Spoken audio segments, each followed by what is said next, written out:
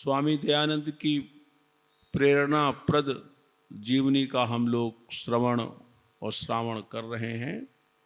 इसी श्रृंखला में मैंने कल की कुछ घटना बताई थी जो कानपुर नगर के पहले की घटना है, फर्रुखाबाद में, जहां हलधर ओझा को लोग ले आए थे और उनका स्वामी जी से शास्त्रार्थ हुआ था।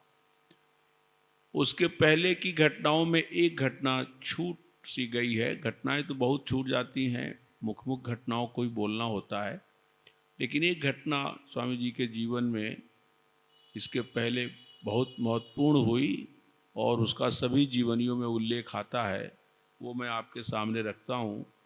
आपने सुना होगा राव कर्ण सिंह। कर्णवास में जब स्वामी जी का प्रवचन चल रहा था, उस समय एक कर्णवास से कुछ दूर एक बरौली गांव है, और मुझे अलीगढ़ में जब स्वामी श्रद्धानंद, जो अभी जिनका कुछ दिनों पहले देहांत हो गया है, अलीगढ़ में वो रहते थे, तो उन्होंने एक बार हमसे समय लिया था और वो अलीगढ़ से दूर कम से कम 20-25 किलोमीटर दूर एक गांव में हमको ले गए थे। तो रास्ते में वो पड़ा था, वो गांव बरौली गांव, जहां के रहने वाले थे राव कर्ण सिंह। बड़गुजर क्षत्रिय थे और कर्णवास में उनकी ससुराल भी थी, और गंगा स्नान का समय था, वो गंगा स्नान के लिए आए। चक्रांकित वैष्णव विचारधारा के थे और उनके गुरु रंगाचार्य जी महाराज से उन्होंने चक्रांकन भी अपना करा लिया था और भुजाएं दग्ध करा ली थी और तिलक भी लगाते थे, वैष्णव मतावलंबी थे। ये तो कोई बड़ी बात नहीं थी, लेकिन जब उनको पता लगा कि स्वामी जी का प्रवचन चल रहा है, तो वो एक दुराभिमानी व्यक्ति थे। अपने अनुचरों के साथ वो ज्येष्ठ शुक्ला 10 को कर्णवास का मेला होता है प्रतिवर्ष, आज भी वो चलता है। तो वहाँ वो आए, वो स्वामी जी के पास, और अशिष्टता पूर्वक सीधे आगे चले आए जहाँ स्वामी जी बैठे थे, और आकर कहा कि हम कहाँ बैठे। स्वामी जी ने कहा जहाँ आपकी इच्छा हो वहाँ बैठे। तो उनका अशिष्टाचार देखिए, वो कह रहे हैं कि जहाँ आप बैठे वहीं हम बैठेंगे। तो स्वामी जी ने कहा कोई बात नहीं, जहाँ बैठे थे जिस शीतल पार्टी को, अपने किनारे हो गए और उसको थोड़ा सा खाली कर दिया उस आसन को, आइए यहीं बैठ जाइए। वहीं बैठ गए, बिल्कुल बगल में, जबकि आगे बैठ के श्रोताओं में बैठना चाहिए था। देखिए कैसे कैसे प्रकार के लोग होते हैं। फिर उसके आगे स्वामी जी का प्रवचन बंद हो गया और उन्होंने कहा कि आप गंगा को नहीं मानते। तो स्वामी जी ने कहा गंगा जितनी है उतना मानते हैं। तो उन्होंने कहा कितनी है गंगा? तो स्वामी जी ने कमंडलू उठाया और कहा मेरे सन्यासियों के लिए तो यही कमंडलू भर है, हम इसमें कमंडल में जल भर लें, इससे हमारा काम चल जाता है, हमारी इतनी गंगा है।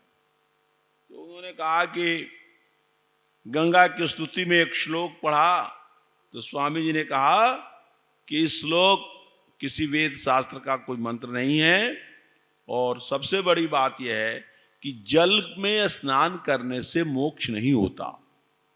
और जो आपने श्लोक पढ़ा है उसमें ये कहा गया है कि गंगा जी के नदी में, तीर्थ में जो स्नान करता है वो जीवन के सारे पाप उसके कट जाते हैं और मरने पर मोक्ष हो जाता।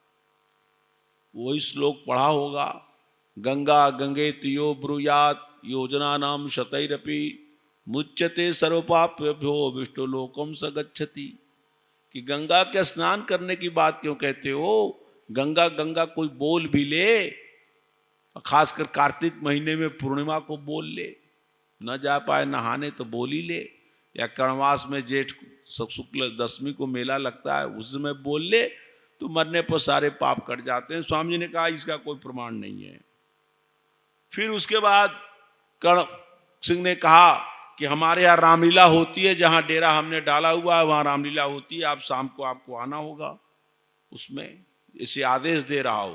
तो स्वामी जी ने कहा कि ये बताओ, स्वामी जी बोल रहे हैं कि मर्यादा पुरुषोत्तम भगवान श्री रामचंद्र जी क्षत्रिय शिरोमणि थे, अयोध्या नरेश थे, वो हमारे आदर्श व्यक्ति थे, उनका स्वांग रच करके वो नाचते हैं रामलीलाओं में और तुम लोग नचाते हो, तो तुम्हारा अपना जो कोई पुरखा हो, तुम्हारे पिता पितामह जो राजा रहे हो अपने इलाके में, उनका कोई स्वांग रचा करके नाचे गाए तो तुम्हें कितना बुरा लगेगा। अब वो खिसिया कर रह गया। फिर स्वामी जी ने कहा कि चक्रांकित तिलक लगाए हो और ये तिलक क्यों लगाए हो, इससे क्या फायदा होगा। तो उसने कहा कि आपने यदि इसका खंडन किया तो हम बुरी तरीके से आपसे पेश आएंगे। स्वामी जी ने कहा सत्य का धर्म प्रचार करने में यदि सिर कटता भी है तो उसकी परवाह नहीं है, लेकिन ये बताओ जितनी अशिष्टता से बात कर रहे हो, यदि तुम्हें शस्त्रार्थ करना है, युद्ध करना है, तो जाओ जयपुर अलवर आदि राजाओं से लड़ो, और यदि शास्त्रार्थ करना है तो अपने गुरु रंगाचार्य को बुलाओ। सही बात कही। शास्त्रों के अर्थ पर विचार करना है कि क्या धर्म है क्या अधर्म है, तो अपने गुरु को बुला लो, हम उनसे शास्त्रार्थ करें। अरे युद्ध करना है तो जाओ उनसे लड़ो, जो राजा और लोग हैं, हमसे यहाँ करने की क्या बात है। तो वो कुछ अंड बंड बोलने लगा कि हमारे गुरु जी के सामने तुम क्या हो, कुछ नहीं हो। स्वामी जी ने इस पर ध्यान नहीं दिया और देखा कि स्वामी जी ऐसे नहीं बातों में जीत रहा है, तो उसने तलवार ब्याह से निकाली और स्वामी जी उसकी दुष्टता को ताड़ गए और बड़ी फुर्ती से स्वामी जी ने उसके हाथ से तलवार छीन ली। और स्वामी जी ने कहा तुम क्षत्रिय हो करके तुम्हें ये पता नहीं है तुम्हें क्या करना चाहिए। और उस तलवार को स्वामी जी ने बहुत जोर से टेक दी और तलवार टुकड़े हो गए और उसको कहा, झटेर दिया कि क्या दुष्टता की बात करते हो। फिर वो वहां से वो अपमानित होकर चला गया। आगे लिखा है कि एक ठाकुर किशन सिंह जी थे जो स्वामी जी के भक्त थे, वो उन्होंने भी बहुत फटकारा उसको अंत में। और बाद में स्वामी जी से कहा कि स्वामी जी चलिए इसकी फौजदारी की जाए। फौजदारी का मतलब इस बात की नालिश की जाए, थाने में रिपोर्ट लिखाई जाए। तो स्वामी जी ने कहा कि ये काम मेरा नहीं है। तो कहा हम लोग जाएं रिपोर्ट लिखा दें। स्वामी जी का नहीं, हम धर्म के प्रचार में क्षेत्र में उतरे हैं, किसी पर नालिश नहीं करेंगे, न किसी का खिलाफ रिपोर्ट लिखाएंगे। वो जब अपना क्षत्रियत्व का पालन नहीं कर सका तो मैं अपने ब्राह्मणत्व और सन्यासी धर्म से क्यों च्युत हूं। कितनी ऊंची बात, इसलिए मैं नहीं करूंगा। स्वामी किसी को इस प्रकार की अनुमति नहीं देते थे। और आपने देखा होगा उनके जीवन में आता है कि कोई व्यक्ति है, उनको जहर दे रहा है पान के माध्यम से, और स्वामी जी ने नेवली क्रिया करके उस जहर के प्रभाव को समाप्त कर दिया।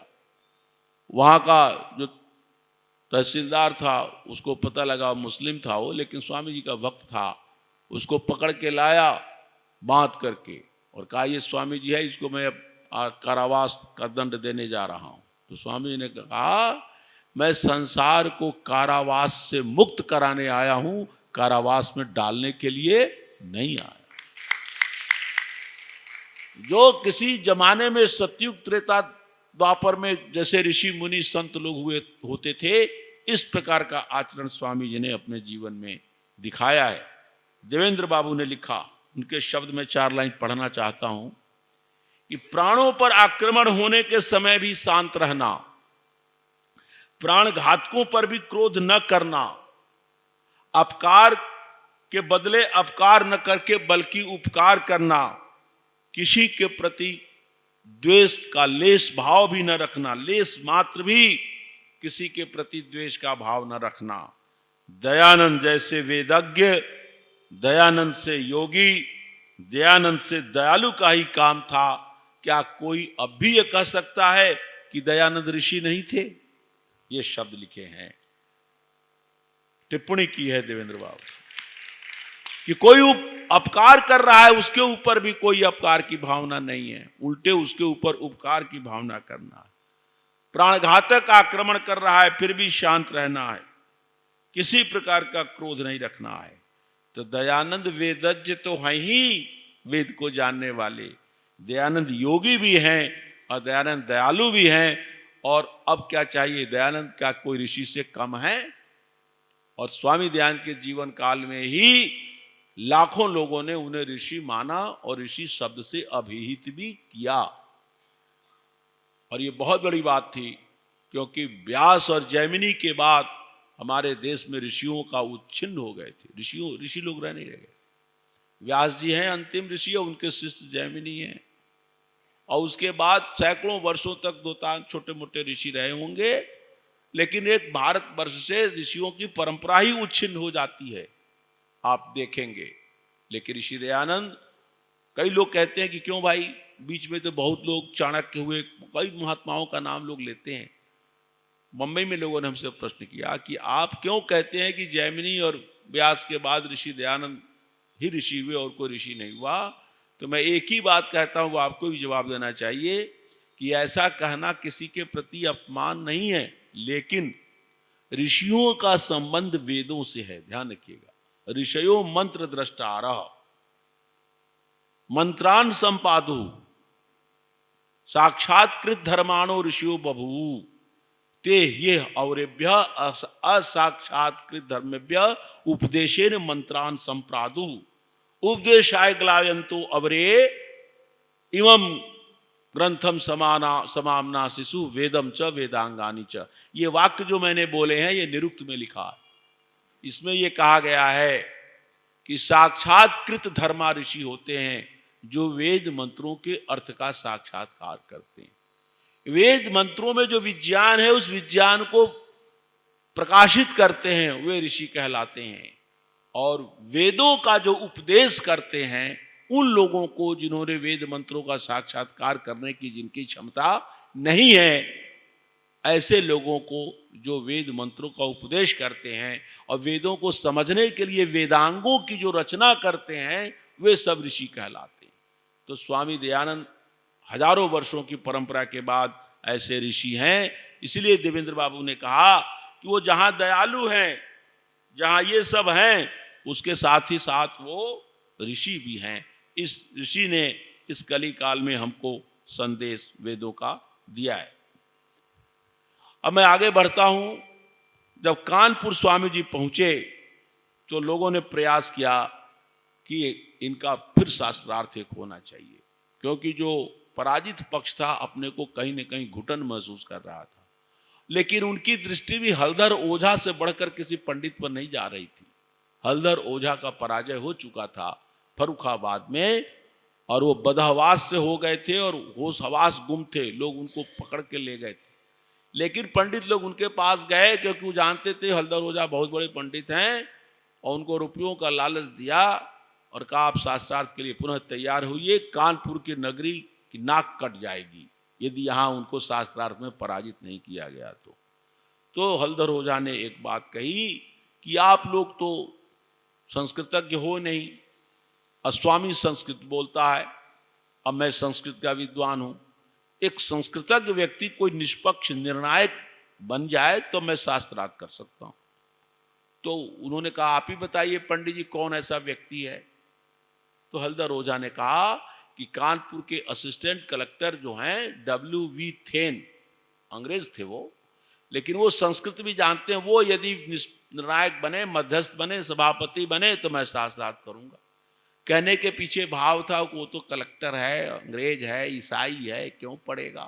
और स्वामी दयानंद ईसाइयों का खंडन करते हैं, हो सकता है यदि वो बन भी गया तो उनके पक्ष में तो निर्णय देगा नहीं। ये दुराभिसंधि सोच करके उन्होंने W.V. थेन का नाम लिया। लोग पहुंचे W.V. थेन के पास, W.V. थेन ने अनुमति दे दी, और वो ये स्वामी दयानंद के जीवन का ये पहला शास्त्रार्थ है इस मायने में कि इसका एक सभापति भारतीय नहीं, यूरोपीय अंग्रेज बना है, ईसाई बना है, कलेक्टर बना है और संस्कृतज्ञ व्यक्ति है। अब शास्त्रार्थ शुरू होता है। हलधर ओझा ने कहा कि आपने विज्ञापन छपाया है कि अष्टम गप्पम, ये 8 गप है, कल मैंने सायंकाल सुनाया था, और 8 सत्य है। इस संस्कृत के वाक्य में कई जगह व्याकरण की अशुद्धियां हैं। तो स्वामी जी ने कहा आप अलग से आइएगा, शास्त्रार्थ जब खत्म हो जाए अलग से आइएगा, तो जिन शब्दों को आप अशुद्ध बताते हैं उनकी शुद्ध शब्द हैं, उसमें आपको समझा दूंगा। इस समय शास्त्रार्थ का विषय मूर्ति पूजा है, इतने लोग उसको सुनने आए हैं, आप मूर्ति पूजा पर बात कीजिए और विषय की चर्चा आप छोड़ दीजिए। ये तो पाठशालाओं के विद्यार्थी इस विषय पर बहस करते हैं। तो उन्होंने कहा कि अच्छा ये बताइए, क्या आप किन किन ग्रंथों को प्रमाण मानते हैं? जो आपने 21 ग्रंथ लिखे हैं उसमें महाभारत तो है नहीं, या महाभारत होगा भी तो क्या आप महाभारत को प्रमाण मानते हैं? तो स्वामी दयानंद ने कहा कि महाभारत इतिहास ग्रंथ है, उसमें अनेक प्रकार की बातें लिखी हुई हैं, लेकिन फिर भी व्यास की रचना होने से उसके प्रक्षिप्त भाग को छोड़कर बाकी श्लोक को हम प्रामाणिक मानते हैं। तब उसने कहा कि महाभारत में लिखा है कि जो एकलव्य था उसके गुरु द्रोणाचार्य ने अस्त्र शस्त्र की शिक्षा नहीं दी, तो एकलव्य की मूर्ति बनाई और उस मूर्ति को लक्ष्य करके वो शस्त्राभ्यास करता रहा और शस्त्र में पारंगत हो गया। तो एकलव्य ने तो द्रोणाचार्य की मूर्ति बनाई और उस मूर्ति के कारण शस्त्र विद्या में पारंगत हो गया, तो आप मूर्ति पूजा का खंडन क्यों करते हैं? तो स्वामी जी ने कहा कि इससे मूर्ति पूजा सिद्ध नहीं होती, क्योंकि उसने जो भी किया वो शस्त्र का अभ्यास करके किया। उस मूर्ति ने उसको शस्त्र विद्या में पारंगत नहीं बनाया। वो गुरु द्रोण को मानता था, द्रोण नहीं आए तो एक मूर्ति बना के रख दिया, अभ्यास करता रहा, पहले से शस्त्र विद्या जानता था, उसको रात दिन अभ्यास किया। हमारे ये बैठे हुए सभापति महोदय, अंग्रेज लोगों की फौज चांदमारी करती है। स्वामी जी का उपस्थित बुद्धि देखिए, चांदमारी माने फौज में सेना के लोग चांदमारी करते नहीं करते, युद्ध तो जब होता है तब होता है, लेकिन उसके पहले रात दिन सैनिक अभ्यास होता रहता है। वहां कौन मूर्ति रहती है? हमारी भारत की फौजें चाहे जो भी है वो तो अभ्यास करते रहे, कोई मूर्ति रख कर कोई अभ्यास करता है क्या? अब मूर्ति रखकर अभ्यास करने से कोई शस्त्र विद्या में पारंगत होता है क्या? इसलिए उस व्यक्ति शूद्र एकलव्य ने यदि कोई मूर्ति रख ली और वो मूर्ति का मूर्ति पूजा से भी कोई संबंध नहीं है, अपने गुरु के प्रति भाव से, तो इससे मूर्ति पूजा सिद्ध नहीं होती, ये स्वामी जी ने कहा। क्योंकि ऐसा कोई प्रमाण नहीं है कि मूर्ति रखने से कोई विद्या आ जाती है, इसलिए आपकी बात प्रमाणिक नहीं है। हलधर ओझा ने कहा ठीक है, वेद में मूर्ति पूजा का वर्णन नहीं है तो निषेध भी तो नहीं है। देखिए तर्क सुनते जाइए आप। तो स्वामी दयानंद ने कहा कि यदि किसी को कहा जाता है कि तू पूरब में जा, कोई भृत्य है, कोई नौकर है और मालिक कह दिया तू पूरब में जा, पूरब में इस गांव जाओ, तो इससे साफ जाहिर हो जाता है कि उस पश्चिम उत्तर दक्षिण में नहीं जाना है। तो निषेध करे चाहे ना करे, कोई ये नहीं कहेगा कि तुझे पश्चिम नहीं जाना है, दक्षिण नहीं जाना है, उत्तर नहीं जाना है, पूरब ही जाना है। एक लाइन ये भी कह दे कि तू पूरब जा, तो हो गया निषेध। तो नहीं नहीं, फिर भी आप निषेध का वाक्य दिखाइए। तब स्वामी जी ने सब प्रयागात शुक्रम अकायम अब्रणम अस्नावीरम शुद्धम अपाप विदम मंत्र पढ़े और कहा इस वेद मंत्र में कहा गया है कि परमात्मा अकाय है, उसकी काया नहीं हो सकती।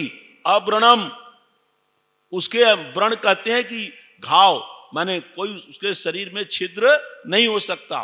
अस्नावीरम, नस नाड़ी के बंधन में वो नहीं आता। और व्याख्याकारों ने तो यहां तक लिखा है कि केवल अकायम लिख देते तो भी काम चल जाता। अकायम का मतलब ही होता है शरीर रहित।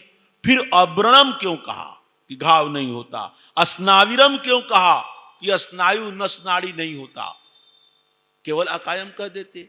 वेद में तो एक शब्द भी व्यर्थ नहीं है, ये दो शब्द व्यर्थ क्यों है? ये प्रश्न हलधर ने नहीं किया था, महिधर ने इस पर विचार किया है। शंकराचार्य ने अपने भाष्य में विचार किया है। शंकराचार्य ने वेदों पर कोई भाष्य नहीं किया, लेकिन ये मंत्र ऐसा है, सब प्रयागात शुक्रम अकायम मंत्र, यजुर्वेद के 40वें अध्याय का मंत्र है। और ये यजुर्वेद के 40वें अध्याय में जितने भी मंत्र हैं वो सब ईशोपनिषद में भी वही मंत्र हैं। तब दोनों आचार्यों ने यही कहा है कि अब्रणम अस्नाविरम कहने का भाव यह है कि परमात्मा का तीनों शरीर नहीं होता। केवल यदि अकाय कह देते तो लोग कहते स्थूल शरीर नहीं है। स्थूल शरीर माने ये जो बाहर चमड़े का जो दिखाई, चमड़े से जो बना हुआ है। तीन शब्दों का प्रयोग बतलाता है कि परमात्मा का न स्थूल शरीर है, न सूक्ष्म शरीर है और न कारण शरीर। जिसको लिंग शरीर भी कहते हैं। आप संक्षेप में समझ लीजिए स्थूल शरीर क्या है। स्थूल शरीर अन्नमय कोश है, जो अन्नमय, और जो पंच प्राण है, प्राण अपान व्यान उदान समान, और 5 गौण प्राण है, नाग कूर्म कृकल देवदत्त धनंजय, ये 10 प्राण, और जो पंच ज्ञानेन्द्रियां हैं, पंच कर्मेंद्रियां हैं, मन बुद्धि चित्त अहंकार, ये 19 पदार्थों का जो है ये सूक्ष्म शरीर है। और लिंग शरीर वो है कि प्रलय की अवस्था में भी जीवात्माएं अपने लिंग शरीर के साथ रहती है, और फिर अगला जन्म धारण करना होता है तो स्थूल सूक्ष्म शरीर और स्थूल शरीर को धारण करके अगला मनुष्य आदि योनि को प्राप्त करते हैं। तो ये सब बातें स्वामी जी ने कही। तो उसके बाद वो आगे नहीं बढ़ा। फिर एक बात फिर वो कहता है कि यदि ईश्वर सर्वव्यापक है तो पत्थर में भी है। ये बात बहुत लोग कहते हैं।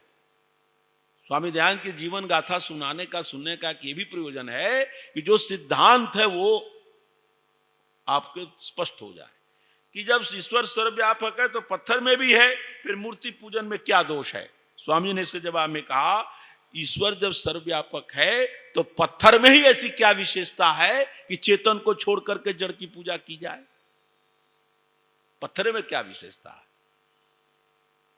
चेतन को छोड़कर जड़ की क्यों पूजा की जाए। और फिर वहां पर तुम तो नहीं हो, पत्थर में तुम हो क्या। तुम ईश्वर सर्वव्यापक है तो अपने समाधि लगाओ, हृदय मंदिर में दर्शन करो, क्योंकि एक स्थल ऐसा है जहां जीवात्मा भी है और परमात्मा भी है। जो हमारा हृदय स्थल है उसमें जीवात्मा भी रहता है, परमात्मा भी रहता है। तो हम इसलिए पत्थर आदि पदार्थों को में क्यों हम ईश्वर पूजन का। और फिर हमारे शास्त्रों में कहीं कहा नहीं है कि ध्यान लगाने के लिए किसी मूर्ति पर ध्यान लगाओ।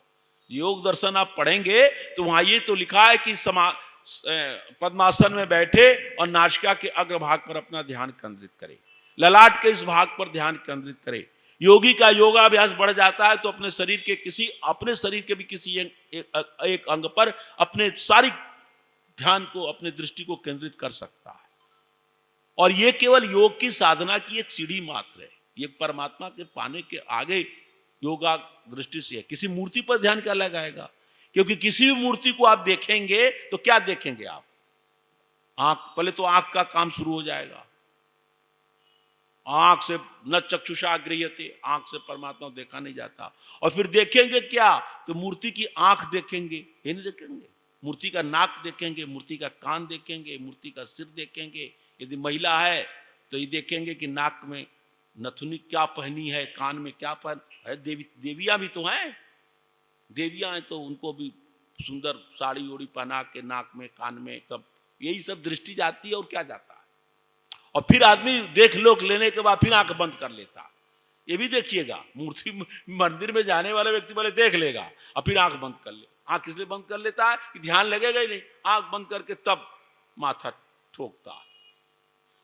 एक जगह मैं गया था हजारीबाग जिले में, तो वहां के मिले आर्य समाज के मंत्री जी, डीएवी कॉलेज के प्रिंसिपल भी, कहे शास्त्री जी आप सारी दुनिया घूमते हैं, एक ऐसा मंदिर यहाँ है जो ऐसा आप कहीं देखे नहीं होंगे। हमने क्या विशेषता है, तो वहाँ एक देवी जी का मंदिर है। हमने कहा देवी के मंदिर तो बहुत हैं, महिलाओं की देवी, तो नहीं, वो ऐसी देवी है जिनमें सिर ही नहीं है, गर्दन ही कटा हुआ है, बाकी नीचे का सारा स्त्री शरीर है, गर्दन नहीं है। हमने गर्दन क्यों नहीं है, तो कहा शंकर जी ने काट दिया था। हमने कहा उसी को काट दिया तो वही शरीर है, तो कहा वो तो खत्म हो गया होगा, वो बाद में बनी है। छिन्नमस्ता देवी का नाम क्या है, छिन्नमस्ता। हमने कहा हमको कोई रुचि नहीं है उसको देखने का, तो उन्होंने कहा नहीं रुचि नहीं है तो चलिए, तो बगल में नदी भी बहती है, बड़ा मनोरम दृश्य, पहाड़ी पर मंदिर बना है, हमें ले गए, हम भी चले गए, चलो भाई देख लें। और वहां पहुंचे 2 मिनट अभी देख ही रहे, तब तक नीचे से हल्ला हुआ, हटो हटो हटो हटो। हमने क्या हटो हटो करा, फिर कहा हटो। वो बकरा पकड़ के, बकरा को स्नान करके पकड़ के तुरंत खींचते हुए, कान पकड़ते हुए खींचते हुए ला रहे थे। और तुरंत पुजारी खड़ा था। अब हम तो मंत्री बोले बस अब गुरुजी हटिए। हमने क्या, अब होगी बलि। तो छिन्नमस्ता जी, अब वो हम हट गए, तब तक वो देखे कि हम तो चले हमारा अब वो बकरे की बलि दी है, खून की धारा बही है, उसका एक कान पकड़ के, एक उसका मुंड जो था वो पुरोहित जी के बच्चे ले गए, बाकी वो वो ले गया बलि देने वाला, वो काट के खाएगा। तो क्या ये लीला कर रखी है। स्वामी ने इसका खंडन किया। और उसके बाद लिखा है पंडित हलधर ओझा मौन हो गए, कुछ समझ में नहीं आया, कुछ पूछे ही नहीं। तो W.V. थेन ने कहा, जो सभापति थे, कुछ पूछना है? तो कहे मौन, उनको भी कोई जवाब नहीं दिया। अब असिस्टेंट कलेक्टर का समय तो कीमती होता है, वो हिंदुस्तानी जैसे फालतू तो होते नहीं कि बैठे रहे व्यर्थ में। भाई हिंदुस्तानी लोग बहुत फालतू होते हैं, बहुत गप मारते हैं, बहुत समय बर्बाद करते हैं। बात सही, स्वामी जी ने प्रशंसा की है यूरोपियनों का समय पर काम करना, किसी भी राष्ट्रीय समस्याओं पर बैठकर विचार करना, तब तय करके और युवावस्था में विवाह करना, उनके गुण भी स्वामी जी ने लिखे हैं। तो W.V. थेन देखा कि ये पंडित चुप हो गए हैं, तो W.V. थेन ने कहा कि स्वामी जी आप किसको मानते हैं? जब आप मूर्ति पूजा का खंडन कर रहे हैं तो आप किसको मानते हैं? तो स्वामी जी ने कहा मैं केवल एक परमेश्वर को मानता हूं। तो जब एक परमेश्वर को मानते हैं तो अग्निहोत्र होम करने को क्यों कहते हैं? तो कुछ इतना तो जान ही गया था स्वामी जी अग्निहोत्र के प्रशंसक हैं। तो स्वामी जी ने कहा हम अग्नि की पूजा नहीं करते, अग्नि सर्वव्यापक है, लेकिन वो जड़ पदार्थ होने से उसकी पूजा नहीं करते। होम में इसलिए अग्निहोत्र करते हैं या उसका उपदेश देते हैं कि उसमें जो पदार्थ डाले जाते हैं वो सूक्ष्म होकर चारों ओर फैल जाता है, सुगंधित हो जाता है, इसलिए हम अग्निहोत्र करते हैं। अग्नि की पूजा हम नहीं करते, हम तो केवल एक परमेश्वर को मानते हैं। वो व्यक्ति अपना छड़ी उठाया, स्वामी जी को सैल्यूट किया और चल दिया। सभा में हाहाकार मच गया, अरे तो हलधर ओझा हार गए। फिर भी कुछ पाखंडी लोग के समर्थक थे, कुछ लोग नारा लगावे हलधर ओझा जय। जिंदाबाद नारा उस समय तो बना नहीं था, जिंदाबाद बाद में बना है। लोगों ने बताते हैं कि जिंदाबाद का नारा भगत सिंह ने बनाया। तो उसमें हलधर ओझा की जय, सनातन धर्म की जय, और कुछ निष्पक्ष लोग थे, उन्होंने कहा स्वामी दयानंद सरस्वती की जय, वैदिक धर्म की जय, नारा गुजा और सभा समाप्त हो गई। हुआ क्या, जो गुरु प्रसाद शुक्ल नाम के पंडित जी थे, उनको देखा कि शास्त्रार्थ में तो पंडित जी हार गए, तो फिर भी वो अपने दुरभिसंधि से बाज नहीं आए। वो गए एक अखबार वाले के पास, और उस अखबार का नाम था शोलाए तूर, और उसके संपादक को कहा छाप दो कि शास्त्रार्थ हुआ, दयानंद सरस्वती हार गए, हलधर ओझा जीत गए। तो संपादक ने कहा अरे भाई, और संपादक उनका किराएदार था, जिस मकान मालिक के गुरु प्रसाद शुक्ल मालिक थे उसका किराएदार था वो। तो कहा कि हम कैसे छाप दें, उसमें बड़े बड़े कलेक्टर खुदे, उस असिस्टेंट कलेक्टर मध्यस्थ थे, और भी बहुत लोगों हैं, उनका नाम लिखा है, सम्मानित संभ्रांत लोग थे, कल मुकदमा हो जाएगा तो कहां से हम जवाब देंगे। तो कहा मुकदमा होने पर क्या होगा, मान लो तुम हार जाओगे, संपादक से कह रहे हैं पंडित गुरु प्रसाद शुक्ल, तो क्या होगा? तो उसने कहा जुर्माना होगा। तो कहा कितना जुर्माना होगा? तो कहा ये तो मुझे नहीं पता। तो उसने कहा चलो 11,000 भी जुर्माना होगा तो मैं दे दूंगा, आप छाप दो। 11,000 बहुत बड़ी बात थी। और एक तो किराएदार, और दूसरा सोचा 11,000, और तीसरा सोचा बहुत होगा तो 1,000, 2,000, 5,000 होगा, 11,000 तो होगा नहीं, इतना जान गया था। तो सोचो चलो छाप देते हैं, बाकी पैसे मैं जेब में डाल लूंगा। ऐसे भी पब्लिशर हो, मतलब अखबारों के मालिक होते हैं। छाप दिया। अब छाप दिया तो जो स्वामी जी के शिव सहाय नाम के पंडित जी थे, वो 16 तुर का अंक लेकर स्वामी दयानंद के पास पहुंचे और कहा कि नालिश कर दिया जाए कोर्ट में। स्वामी ने कहा इसका मेरा कोई प्रयोजन नहीं, नालिश उलिश करने की कोई जरूरत नहीं है, शास्त्रार्थ हुआ, जिन लोगों ने देखा सुना खत्म। तो नहीं स्वामी, बहुत लोगों में गलत संदेश जाएगा, आपको क्या कहना है? तो स्वामी ने कहा हमें कुछ नहीं कहना, तुम लोग जो चाहो करो, लेकिन मैं गवाही दे वहां कचहरी में नहीं जाऊंगा। इस बात को लेकर के हमें कचहरी नहीं जानी, तुम लोग चाहे जो करो। तो किसी के समझ में आया कि चलो सबसे अच्छा होता है कि W.V. थेन से ही मिल लिया जाए। तो लोग गए उनके पास और कहा आप तो शास्त्रार्थ में थे, स्वामी दयानंद की विजय हुई थी, लेकिन 16 तूर में ये लिखा है, आप क्या चाहते हैं? तो W.V. थेन न्यायप्रिय व्यक्ति था, उसने कहा आप किस लिए आए हैं? तो कहा आप एक लिख दीजिए अपना प्रमाण पत्र कि आपने किसको विजयी माना।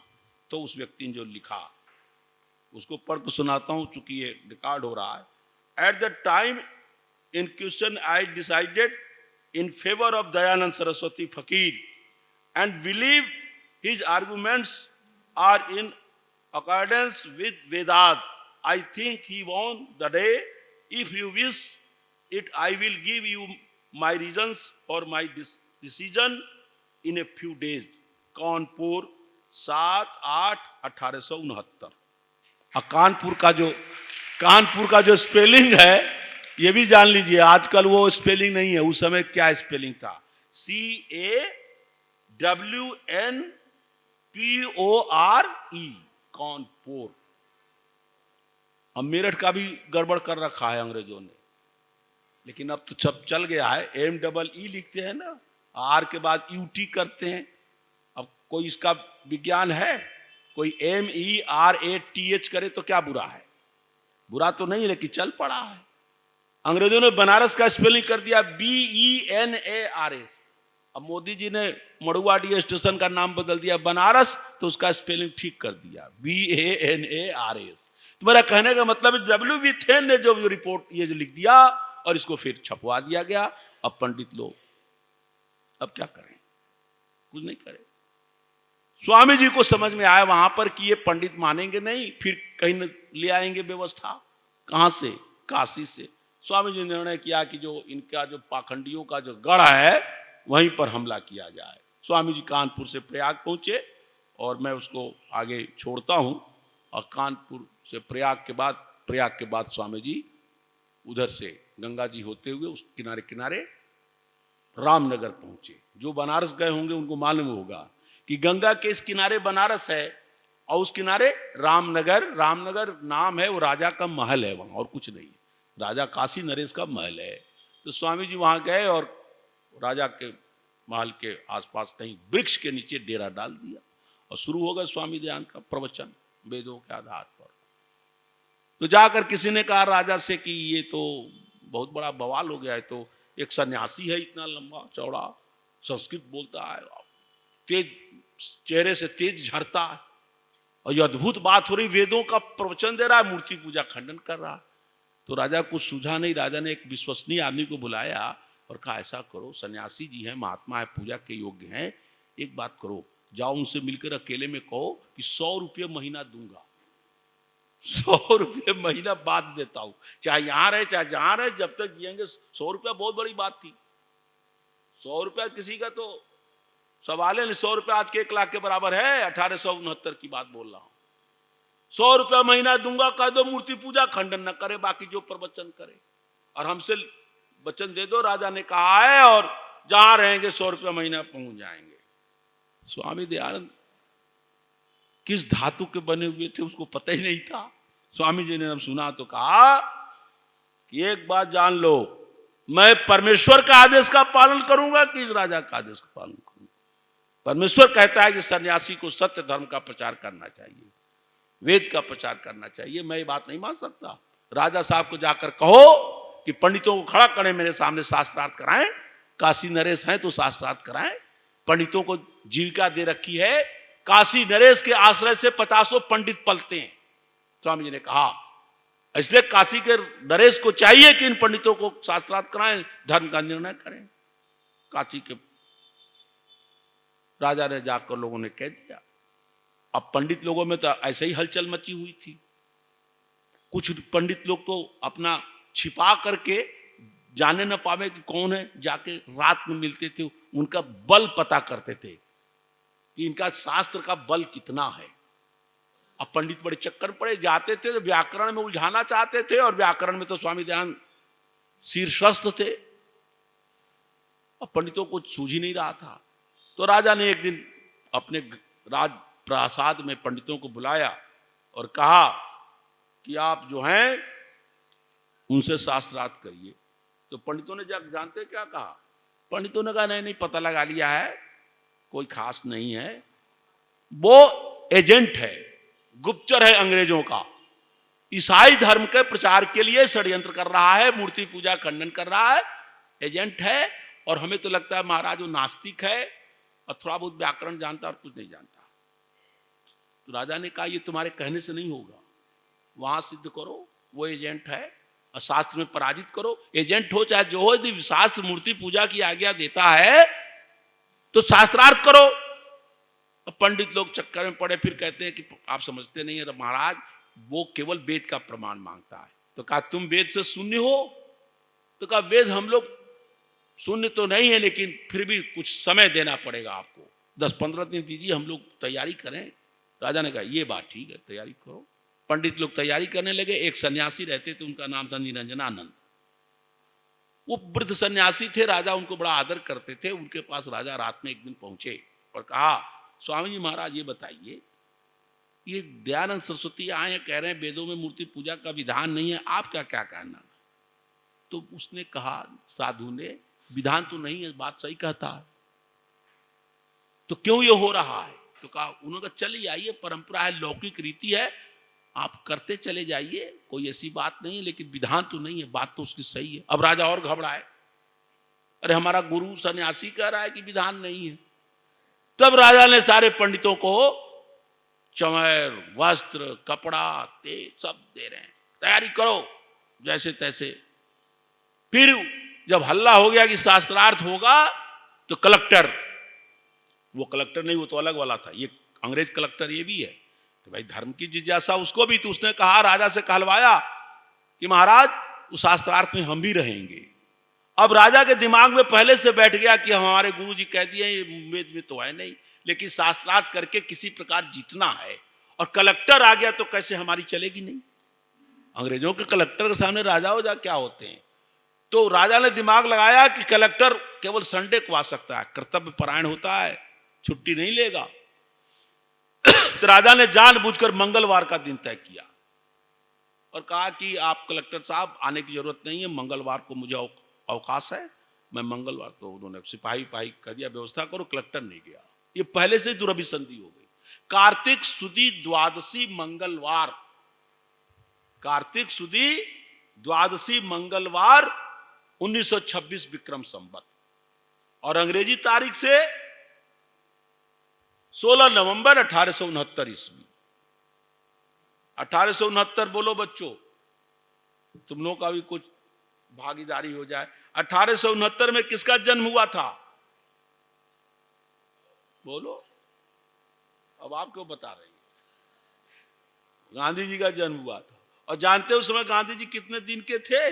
1 महीना 14 दिन के रहे होंगे गोदी में अपने माता जी के, जब स्वामी दयानंद काशी में ललकार रहे थे। ये बच्चों जान रखो, हुआ शास्त्रार्थ, अब आए लोग। मंगलवार दिन तय हो गया। स्वामी जी का एक शिष्य था, उसका नाम बलदेव था, बलदेव गिरी, बड़ा पहलवान था, मजबूत शिष्य था। वो देखा आबो हवा, काशी का वातावरण देख रहा है, चारों ओर वातावरण में उत्तेजना है, गुस्से में लोग उबल रहे हैं, क्रोध में दांते किटकिटा रहे हैं। यही काशी, शंकर की नगरी, त्रिलोक। लोग कहते हैं कि सारी दुनिया तो कछुए के पीठ पर है, कछुए के पीठ पर मानते हैं पौराणिक, लेकिन काशी शंकर जी के त्रिशूल पर है। 3 लोक से न्यारी काशी, और इसकी इज्जत दांव पर लग गई है। किसी प्रकार दयानंद को पराजित करना, इसकी सारे मंसूबे बांधे जा रहे हैं। बलदेव घबरा गया, जाकर कहा, स्वामी जी फर्रुखाबाद होता तो वहां हमारे पक्ष के भी 40-50 आदमी होते, यहां तो कोई नहीं, मैं अकेला हूं, आप है, कैसे आप जीतेंगे? हजारों की फौज है। 5000 साल में ऐसी कोई घटना नहीं घटी। ये सबसे बड़ा युद्ध हो रहा है। ये भारत के जो 16 नवंबर 1869 का जो काशी शास्त्रार्थ है, वो प्रथम विश्व युद्ध, द्वितीय विश्व युद्ध से भी बड़ा। क्यों नहीं विश्व युद्धों का वो परिणाम नहीं निकलता जो धर्म के क्षेत्र का जो परिणाम निकलते हैं। वैदिक कहते थे कि बम, एटम बम में भी वो ताकत नहीं है जो विचार में ताकत होता। विचार की ताकत बहुत बड़ी ताकत होती है। विचारों ने ही तो इतने लोगों को पाखंडी बना रखा है, गलत विचारों ने इतने को आतंकवादी बना रखा है, जो दूसरे की हत्या करना ही धर्म समझते हैं। इसलिए विचार की ताकत बहुत बड़ी ताकत है, और विचार की लड़ाई हो रही है और जबरदस्ती हराने की प्लानिंग बन रही है।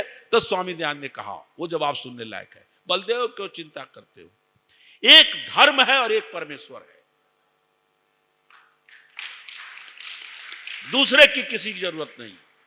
मैं धर्म के मार्ग पर हूं और एक परमेश्वर है, परमेश्वर के आज्ञा पालन कर रहा हूं, जो होगा देखा जाएगा, तुम घबराओ मत।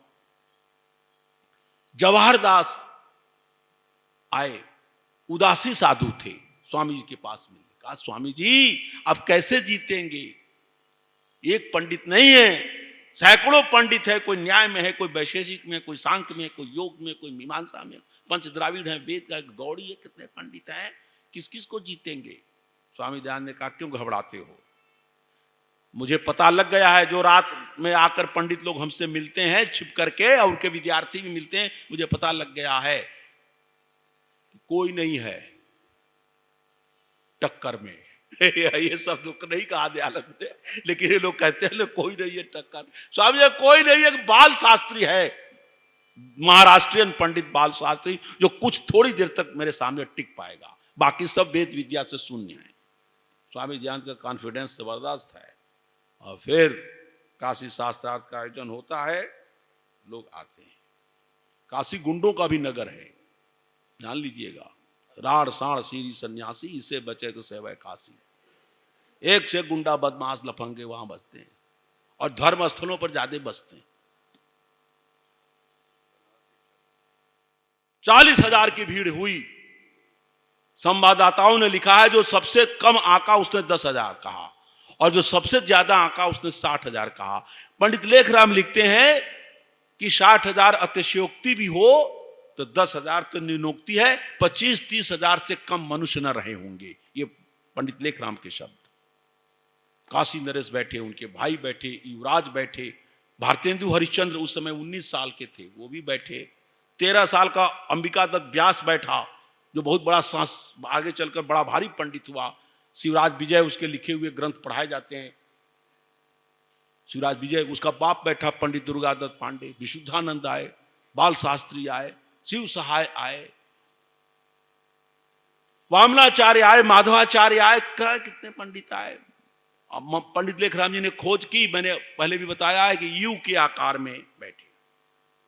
और काशी वो से कलेक्टर के कहने से, जो शहर का कोतवाल था, रघुनाथ प्रसाद कोतवाल, सनाड्य ब्राह्मण था, मूर्ति पूजक था, लेकिन एक बात है, मूर्ति पूजक था, सनाड्य ब्राह्मण था, कोतवाल था, लेकिन उस समय उसने धर्म का पालन किया, वो धर्म जो कोतवाल का धर्म होता है।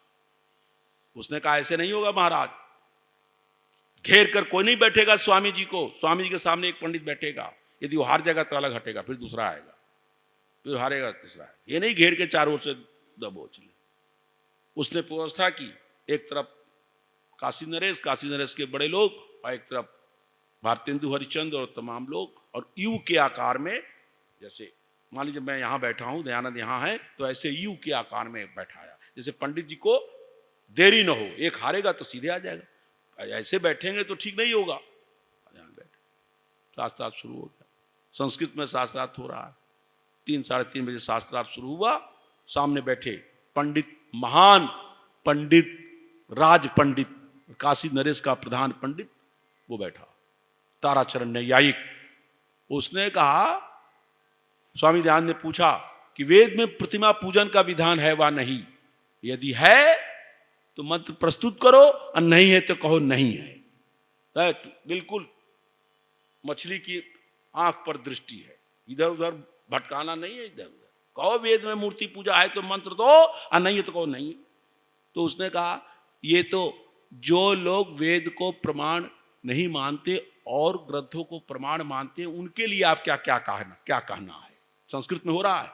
तो स्वामी दयानंद का उनका विचार बाद में होगा।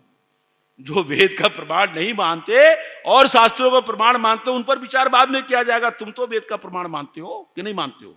तो उसने कहा कि वर्णाश्रम धर्म में स्थित जितने लोग भी हैं सब वेद को मानते हैं। तो बताओ फिर वेद का क्या। तो कहा नहीं, इसका विचार कर लिया जाए कि वेद के अतिरिक्त शास्त्रों की क्यों न माना जाए। स्वामी का वो कुछ नहीं कहो तो ऐसा क्यों। तो स्वामी जी ने कहा वेद सभी धर्म का मूल है, शास्त्रों का मूल है। जो भी शास्त्र आगे लिखे गए हैं, सत्य शास्त्र ऋषियों के बनाए ग्रंथ, वो वेद मूलक हैं। उनका कहीं न कहीं बीज वेद में पाया जाता है। तो एक बूढ़ा सन्यासी जो था स्वामी विशुद्धानंद, जिनके बारे में चर्चा मैं कर चुका हूं कुंभ के मेले में, वो समझ गया कि हमारा पंडित कमजोर पड़ रहा है। तुरंत बोल पड़ा, अच्छा सबका मूल वेद है तो रचनानुपत्तिश्च नानुमानम। ये वेदांत दर्शन का सूत्र है कि रचना के अनुपपत्ति में अनुमान का भी प्रमाण लेना पड़ता है। तो रचनानुपत्तिश्च नानुमानम, इस वेदांत दर्शन के सूत्र का वेद मूल कहां है? बात समझ रहे हैं कि रचनानुपत्तिश्च नानुमानम, जो व्यास जी ने वेदांत दर्शन में सूत्र लिखा है, इस बात को वेद में कहां कहा है? स्वामी का इसका क्या मतलब इस प्रयोजन से? तो कहा नहीं है, तो तुम्हें आता है तो बताओ, ये बात वेद में कहां कही है? ये तो विस्तार है व्यास के ब्रह्म सूत्र में, इसका मूल वेद में कहां है? तो स्वामी जी ने कहा इसका विचार तो तब हो जब संपूर्ण वेद संहिता को विचार किया जाए और विचार करके देखा जाए कि इस सूत्र का वेद के किस मंत्र में मूल है। ये तो सारी संहिता वेद को पारायण करके इस पर बोला बताया जा सकता है। तो कहा तुम्हें जब सारा वेद मंत्र कंठ नहीं है तो क्या करने यहाँ आए हो काशी? तो स्वामी जी ने पूछा कि आपको सब कंठ है? तो कहा हमें सब कंठस्थ है। तो कहा धर्म का लक्षण बताइए। तो कहा वेद प्रतिपाद्य प्रयोजन अर्थो धर्म इति, संस्कृत बोला। स्वामी कहा ये तुम्हारी संस्कृत है, तुमने कहा मूल, तू वेद का बता मंत्र जिसमें धर्म का लक्षण किया, या वेदोक्त वेद प्रतिपादित शास्त्रों का लक्षण बता। अब वो बता ही नहीं पाया। तब बाल शास्त्री ने कहा अहम सर्वधर्म शास्त्रम पठितवान, मैंने सारा धर्म शास्त्र पढ़ा है, क्योंकि वो धर्मशास्त्र का प्रोफेसर था संस्कृत कॉलेज में। तो स्वामी जी ने कहा तुम अधर्म से लक्षणम बद, तुम अधर्म का लक्षण बोलो। अब चिट्टी पिट्टी गुम हो रही है पंडितों की। इस प्रकार शास्त्र चलता रहा। एक ने कहा अच्छा बताइए वेद में प्रतिमा शब्द है कि नहीं? वेदेषु प्रतिमा शब्द अस्ति न वा, वेद में प्रतिमा शब्द है कि नहीं है? तो लेखराम टिप्पणी करते हैं अरे बेवकूफ, प्रतिमा शब्द हो जाने से क्या होता है? मैंने लेखराम की टिप्पणी है। तो स्वामी जी ने कहा प्रतिमा शब्द तो है, लेकिन वहां पर उसका बाट तौल आदि के अर्थों में प्रयोग है। लिखा गया है कि जो व्यापारी लोग जो बाट बनाते हैं जिसे तौला जाता है ना, सामान तौलते हैं ना, उस तौलने के अर्थ में प्रतिमा शब्द का प्रयोग है। वो मूर्ति से उसका कोई मतलब नहीं। तो उन्होंने कहा ये तो लिखा है देवता की प्रतिमाएं हंसती हैं, रोती हैं, गाती हैं। तो कहाँ लिखा है? ये तो स्वर्ग लोक के लिए लिखा है, तुम तो मर्त्यलोक में हो। स्वर्ग लोक में हंसती हैं रोती हैं कि क्या करते हैं छोड़ो, मर्त्यलोक का प्रमाण बता कहाँ है? तो एक ने कहा पुराणों में लिखा है मूर्ति पूजा करे, पुराण प्रमाण है। तो स्वामी ने कहा पुराण ग्रंथ विशेष के रूप में कहीं नहीं, कहीं है विशेषण है। छांदोग्य उपनिषद का प्रमाण दिया गया कि यहां कहा गया है कि पुराण विशेष का मतलब होता है ग्रंथ। तो पंडित लोग कहना चाहते थे पुराण ग्रंथ के रूप में चर्चा है। और स्वामी जी ने कहा पुराण जहां भी आया है उपनिषदों में या वेदों में, वहां विशेषण है। विशेषण का मतलब पुराना। जैसे नया होना कहना होता तो क्या कहते हैं? नवीन, नूतन। अब पुराना कहना होगा तो क्या कहेंगे? पुरातन या पुराण।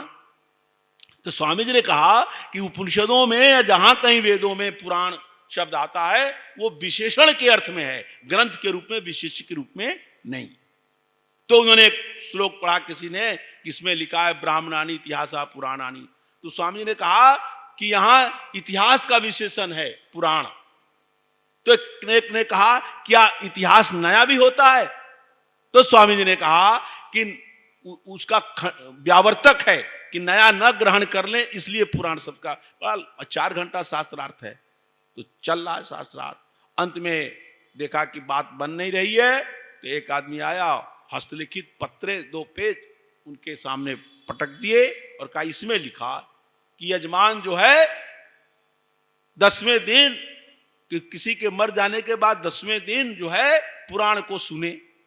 तो पुराण को सुने तो पुराण विशेषण नहीं हो सकता, यहाँ पुराण ग्रंथ होगा, तभी तो पुराण ग्रंथ को कोई पंडित पढ़ेगा और सुनेंगे। तो स्वामी जी ने कहा ये कहाँ लिखा था? वेद के पन्ने हैं, लोग पढ़ो। तो स्वामी जी ने पन्ने दे दिए उनको, विशुद्धानंद को, कि आप पढ़िए।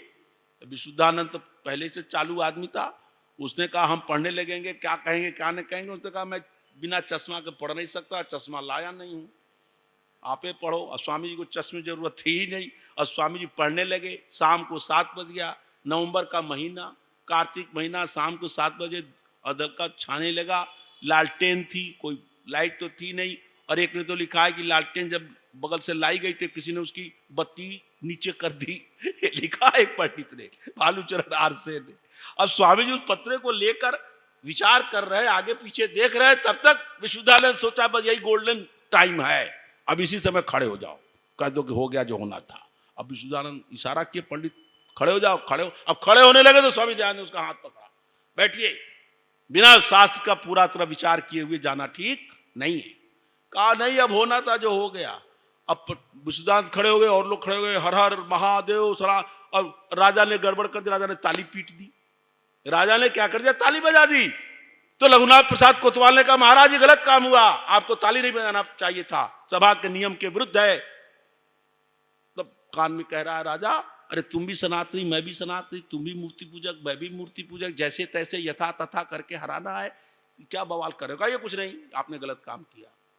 लेकिन राजा उठ खड़े हुए, पंडित उठ खड़े हुए, कोलाहल मच गया। अब जो लोग गुंडे आए थे, अब किसी के हाथ में जूता, किसी के चप्पल, किसी के पत्थर, किसी के रोड़े, किसी के गोबर, किसी के धूल भक्कड़ लगे फेंकने। उस समय रघुनाथ प्रसाद कोतवाल ने अपना पुलिस धर्म का पालन किया।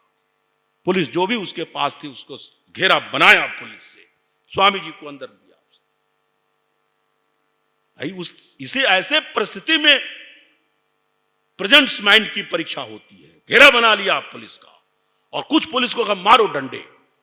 आधे पुलिस घेरा बनाकर स्वामी जी को घेरे में लिए और आधे पुलिस वाले डंडे बरसा रहे हैं, लेकिन 40,000 की भीड़ में है गोबर पत्थर कंकड़ फेंके जा रहे हैं। पत्रकार बहुत बैठे थे, सारा दृश्य देख रहे थे। स्वामी दयानंद के प्राण की रक्षा कर ली।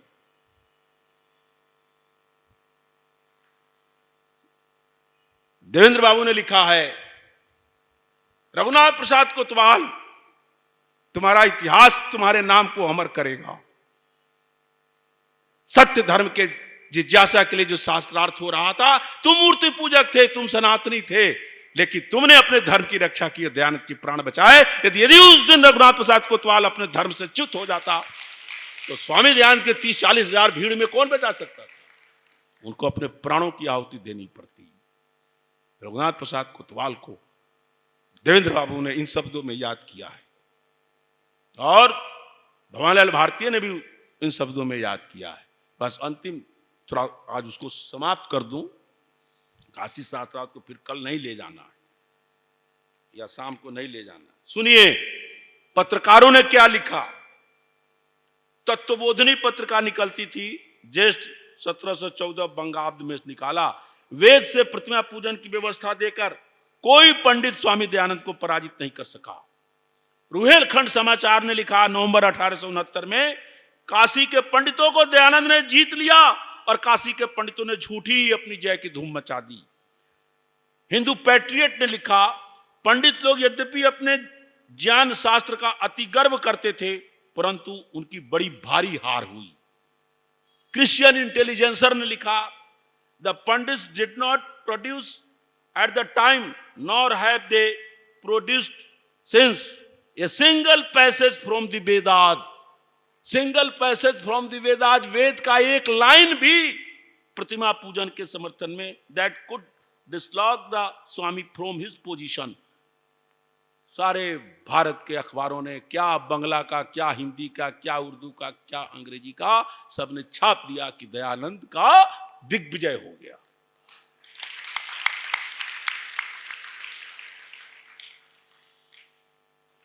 उसके बाद क्या हुआ, स्वामी दयानंद की ख्याति जो हरिद्वार से लेकर के गंगा किनारे के छोटे छोटे शहर गांवों से लेकर जो कानपुर प्रयाग तक पहुंचे थे, वो केवल स्थानीय स्वीकृति थी। लेकिन काशी शास्त्रार्थ ने स्वामी जी की यशः पताका, कीर्ति पताका को दिगंत में, देश देशांतर में फैला दिया। उसमें वो बहुत कलकत्ता के बड़े बड़े लोग भी थे, ब्राह्म समाज के नेता थे, और फिर वहां से निमंत्रण आया कि स्वामी जी कलकत्ता पहुंचिए, जो भारत की राजधानी थी। और अंतिम बात कहूं कि भंवरलाल भारती ने बनारस के आर्य समाजों के प्रेरणा पर एक पुस्तक लिखी थी, काशी में दयानंद, और उसका संपादन मुझे सौंपा था। मैंने उसकी 17-18 पृष्ठ में भूमिका लिखी।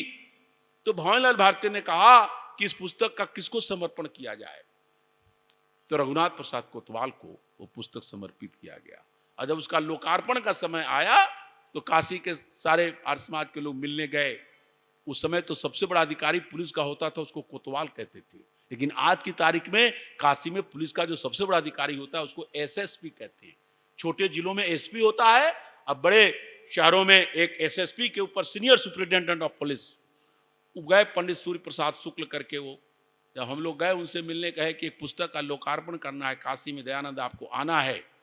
तो उसने कहा, अरे भाई मैं तो पुलिस का आदमी, काशी में 3 विश्वविद्यालय हैं, 3 वाइस चांसलर हैं, सैकड़ों प्रोफेसर हैं, उनको बुलाकर पुस्तक का लोकार्पण कराइए, हम पुलिस वालों को क्या आप बुला रहे हैं। तब हमने उनको जब बताया सारा इतिहास संक्षेप में, तो व्यक्ति भावुक हो गया, कहा कि ये हमारा सम्मान नहीं है, आज से सैकड़ों वर्ष पहले कोतवाल पद पर जिसने अच्छा ईमानदारी से काम किया उसका सम्मान है, मैं आऊंगा।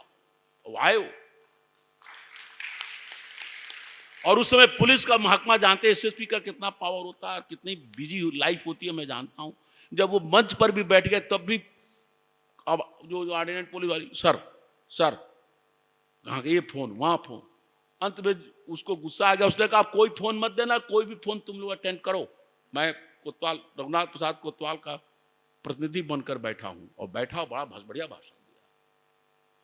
तो मैं आपको बताना चाहता हूं कि स्वामी दयानंद कोरे सन्यासी नहीं थे, विद्वान पंडित थे, और उनके पांडित्य की धाक काशी और नदिया की पुरानी ईंटों को हिला दिया दयानंद ने। वेद का ये गुरु देव विरजानंद, उनकी योग तपस्या साधना, वेदों का अध्ययन, और परमपिता परमात्मा की कृपा से स्वामी दयानंद ने वेदों का संदेश फैलाया, और काशी उसकी साक्षी है। इन्हीं शब्दों के साथ आज मैं स्वामी दयानंद